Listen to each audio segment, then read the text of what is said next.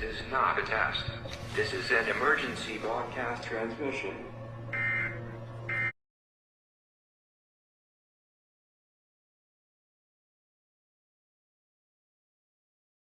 I was in charge, I was the Ministry of Defense coordinator. My job was to man, train, and equip the Iraqi army in Al-Anbar, Najaf, Karbala, and northern Babila provinces. And I can tell you right now, well, somebody had the great idea to get rid of the Iraqi army, so when we rebuilt it, we did everything we could to make it as strong as possible.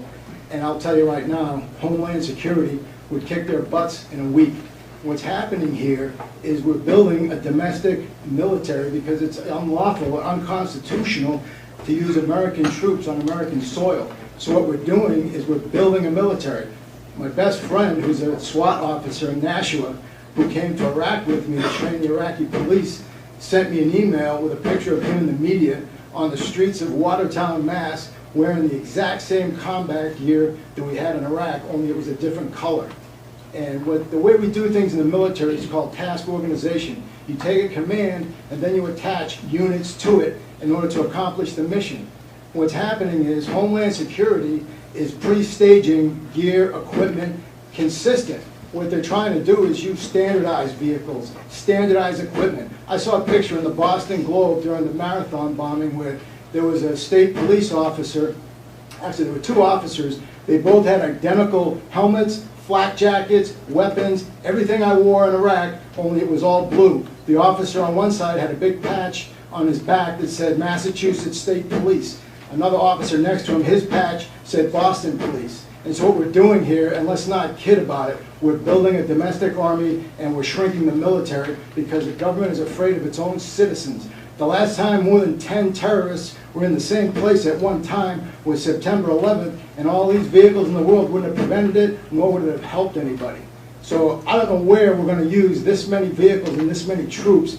Concord is just one little cog in the wheel. We're building an army over here, and I can't believe that people aren't seeing it. Is everybody blind? That's all I'll say.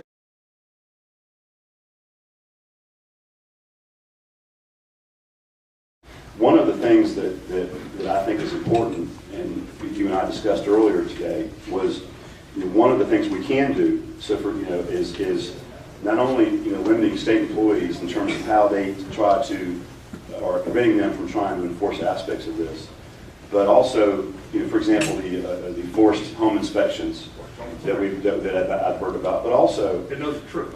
Yes. Do you think this amendment that you got this draft today would prevent state employees from doing the types of things, forced home inspections, but also limit local governments from trying to end-run what we have done so far in the legislature?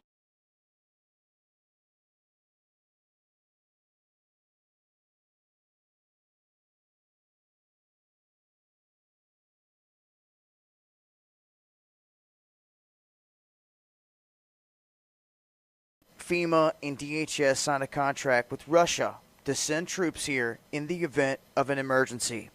It's no big secret, but we have new information on what they're doing here.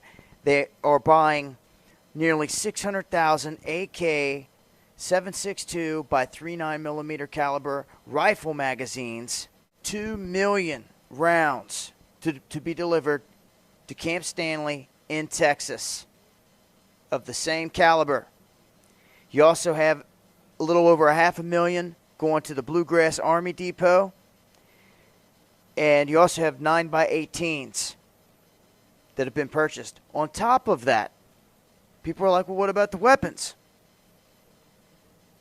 They're taking anywhere between 200 and 286 Kalashnikov AK-74 assault rifles.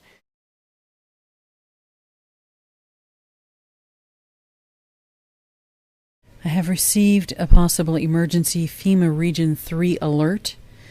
FEMA Region 3 consists of Washington, D.C., Delaware, Maryland, Pennsylvania, Virginia, and West Virginia. This alert was sent to us by Senator Sheldon R. Songstadt, retired of South Dakota State. This is Rev. Michelle Hopkins. Well, here is what the Senator's National Preparedness Research turned up. FEMA purchase orders for over $14.2 million for MREs and heater meals to be delivered to Region 3 by October 1st. FEMA purchase orders for 2 million pouches of emergency water to be delivered to FEMA Region 3 by October 1st. FEMA purchase orders for $13.6 million for MREs and heater meals to be delivered to Austin by October 1st. 9-week training course for UN peacekeepers in CONUS to learn urban warfare. They're learning urban warfare, and they need to learn English and U.S. weapons systems. We're having foreign soldiers learn our U.S. weapons systems. This has been going on since the 4th week of July for 386,000 troops to be completed by October 1st. 2,800 MRAPs must be delivered to DHS by October 1st. No leave will be allowed for U.S. military from September 28th through November 5th. NORCOM yearly training for civil unrest is to be suspended until September 27th to be performed in northeast coastal areas. Date for release of QE3 report is to be moved to October 16th. All DHS agents must qualify with sidearm, shotgun, and AR-15 by September 28th. No mention of yearly less lethal qualification. The sporadic testing of GPS and communication satellites is coordinated for the very first time ever, with a testing date of September 29th. POTUS mandates to FEMA and DHS concerning support for metropolitan communities dealing with the extreme climate change must be complete by October 1st. These mandates were issued during the last 3 weeks. Over 300 school systems in the U.S. have determined their 3-day kits for each school and 3-day kits for each student to take with them. All deliveries are scheduled for the month of September. All National Guard units will complete riot control and disaster assistance training during this year's annual 2-week training. All units must have their training complete by September 30th. Daily testing of emergency broadcast system to begin on September 25th and run through October 2nd. Eastern-based Coast Guard units to perform massive group training, usually performed in the Gulf, in the Virginia and Delaware areas.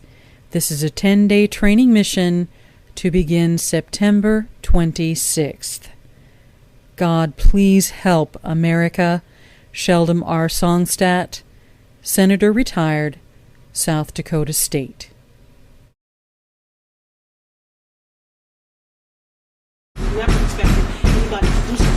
Right now, the cops are banging at the door. It's about 1:30 in the morning. They're still banging on the door. Law enforcement can be sued. I told them over and over again, they're at the wrong address.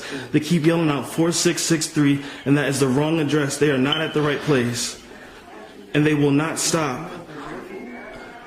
They have not told me what they're here for. They've been banging on my door since 1:30 a.m. It's now 2 o'clock a.m. They have still not told me what they're here for, and they're threatening to break into my home. It's harassment. I haven't done anything. Sir, we're opening the door. Please stop. We're opening the door. Please stop. Okay, please stop. You're being filmed. Please stop. Please stop. You're all on camera. Please stop. We will open the door. We will open the door. We will open the door. Just stop. Who's the supervisor? Lord, please. Lord, please. I rebuke Satan back to the depths of hell from whence he came. I rebuke Satan back to the depths of hell from whence he came. I haven't done anything. I haven't done anything. Mommy. I'm a Christian woman having done. What are you doing? What are you doing? We're coming out.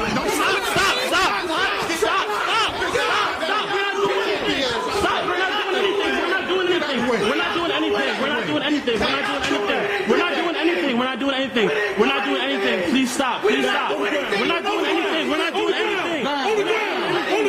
Stop. What are you doing?